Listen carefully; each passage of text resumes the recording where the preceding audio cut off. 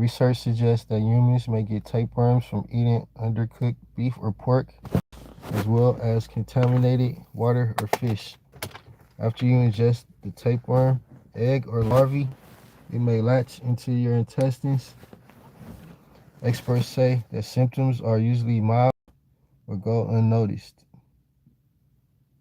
so you might not even realize you're infected. However, you may develop symptoms like abdominal pain, nausea, diarrhea, lack of appetite, dizziness, salt cravings, weakness, and weight loss. Try not to worry about tapeworms, but visit your doctor if you think you might have one. Part 1 of 3, Diagnosing a Tapeworm Infection. Evaluate your surroundings as well as any recent travel. Tapeworms exist worldwide, but infection rates vary widely between countries. While more than 10 million people are infected each year, less than 1,000 cases are estimated to occur annually in the United States. Different species of tapeworms reside in different species of animals. Pork and beef tapeworms are most commonly found in developing areas of the world such as Africa or the Middle East, Eastern Europe, South Asia, and Central South America, especially where free-ranging pigs are common. Beef tapeworms are more commonly in areas such as Europe, Russia, East Africa, Latin America, where raw beef is sometimes consumed. Fish tapeworms are more commonly in areas where people eat raw fish, including Eastern Europe, Scandinavia, and Japan. Dwarf tapeworms are transmitted between humans, especially among children in regions where sanitation is poor or where humans are living in dense conditions. Dog tapeworms occasionally find human hosts. Review your recent diet. 2. Review your recent diet. Infections typically occur following consumption of raw or uncooked meat from an infected animal. Raw or undercooked meat. Tapeworms can also be transmitted through meat that has been prepared by an infected individual. Have you consumed any raw or undercooked meat? Have you been to an area where food is being prepared in unsanitary conditions? Examine your feces. Excreted tapeworm segments are the most noticeable indicator of a tapeworm infection. These segments look like small grains of white rice. You may see excreted sections on toilet paper or in your underwear. Tapeworm segments will not begin to appear in stool until 2 or 3 months after the adult tapeworm has established itself in your body. Stool samples may have to be examined on more than one occasion to find tapeworm segments. Number 4, evaluate whether you have additional symptoms of tapeworm infections. Common symptoms include digestive problems such as abdominal pains, weakness, loss of appetite, weight loss, diarrhea, nausea. However, these symptoms can indicate many other possible conditions too. Remember that a tapeworm infection may not cause any symptoms. While uncommon tapeworm infections can also cause the following serious symptoms: fever, cysts, masses or lumps, allergic reactions to tapeworms, larvae, bacteria infections, or neurological signs and symptoms, including seizures. These symptoms sometimes develop when infections are left untreated, so it's important to seek treatment even for less serious symptoms. Number 5, visit your doctor, physician. In order to properly diagnose a tapeworm, your doctor will need to administer a stool sample analysis. This will help to rule out or determine the type of tapeworm and will determine proper medicine.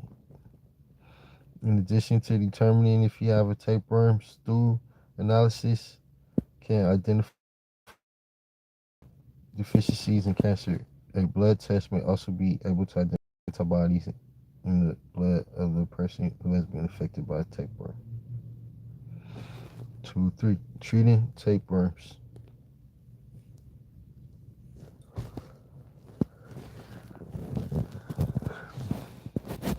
Receive a prescription from your physician. After your doctor or physician has diagnosed you with the tapeworm infection, he or she will prescribe an oral medication to treat it with 3 common prescriptions: paracetamol, albendazole, nioxanide. The variety your doctor prescribes will depend upon the type of infection you have contracted.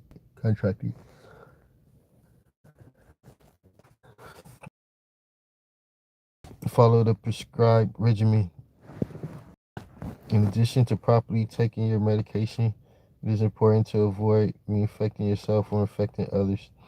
Tapeworm medications do not affect parasite eggs, so you can reintroduce the infection if you neglect good bathroom and kitchen hygiene.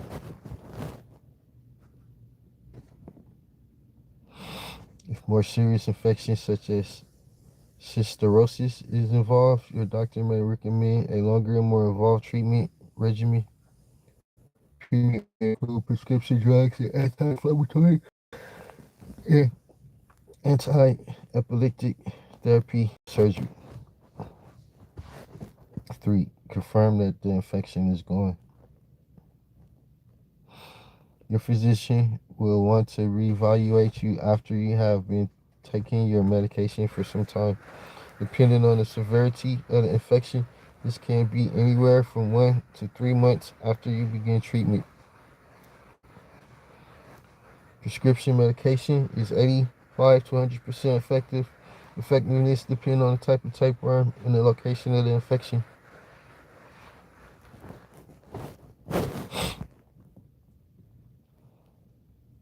Preventing tapeworms. Avoid raw meat.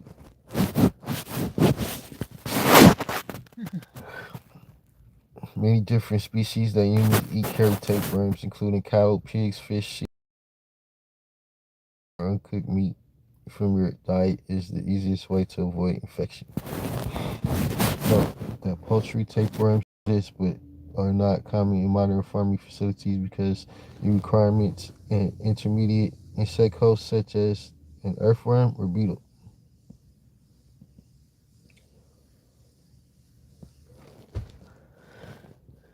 They require intermediate hosts.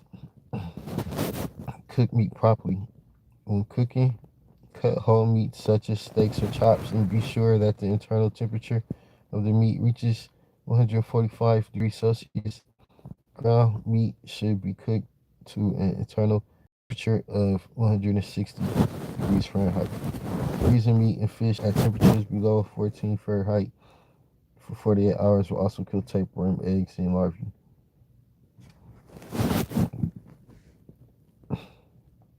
Disinfect fruits and vegetables when traveling areas with tapeworms common. Solutions can be purchased to sanitize fruits and vegetables, or you can with water.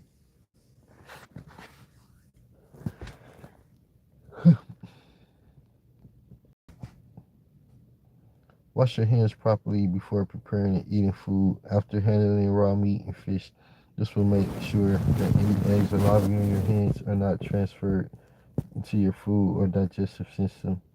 You'll also avoid infecting other people. Wash your hands. Make sure to wash your hands for at least 20 seconds. Try humming either your alphabet song or say to you twice to ensure you're washing for an adequate length of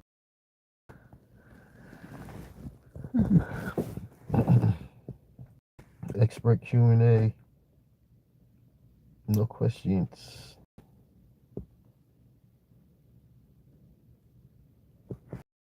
Just watch the video.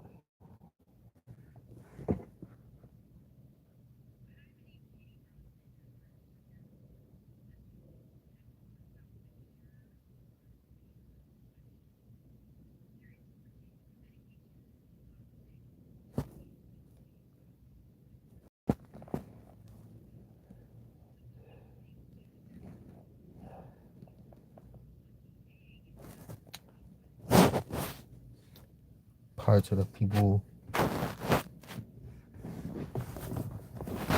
Let's bring it back. Hi, my name is Katie Brosnan. I'm a registered nurse in Austin, Texas, and I'm going to talk about the cure for tapeworm infections. There is a particular medication that is toxic to the adult tapeworm. This is biltricide as well as L-benza. And so what these things do is actually kill the adult tapeworm, but the egg that was produced by the tapeworm can potentially be left behind. So it's important to remember that you actually can be reinfected after you've taken these medications. There's a couple of home remedies, but one in particular is using coconut. And what you do is you grind up the coconut and you take a tablespoon of this at breakfast.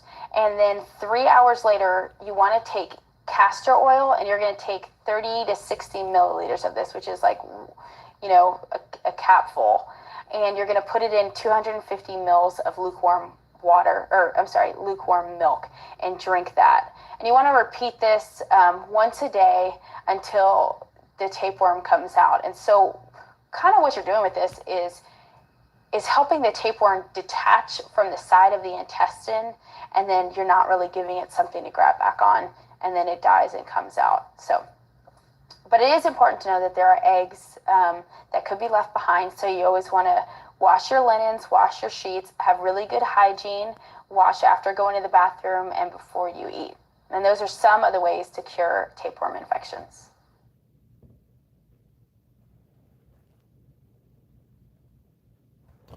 All right, and that was how to get rid of tapeworms.